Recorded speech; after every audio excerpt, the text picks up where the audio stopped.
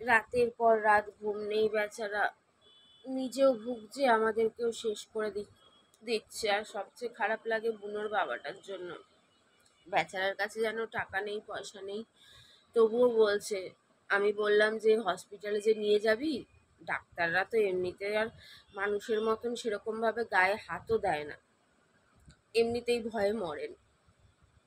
জিজ্ঞেস করে বারবার, কামড়ে দেয় কামড়ে দেয়, সবাইকেই যত নিয়ে যায় সবাইকেই জিজ্ঞেস করে এরকম, গায়ে বেশি হাত দিয়েও দেখে না, শুধু জ্বরটাই যা চেক করে। তা আবার কম্পাউন্ডাররা করে, হিচকি উঠছে, তা আবার কম্পাউন্ডাররা করেন আর কি।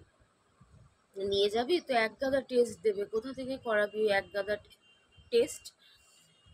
বলছে না, আমি শেষ চেষ্টা করব যেভাবেই হোক, বলে বেরোলো।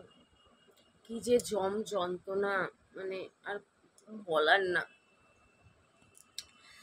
উফ, কি যে ভুল করেছিলাম, এখন হাড়ে হাড়ে পস্তাচ্ছি। যাদের পয়সার জোর আছে তাদের ব্যাপারটা আলাদা, আর আমাদের মতন যাদের পরিস্থিতি, তাদের একদমই ভালোবেসে এই কাজ করা মহাপাপ একেবারে।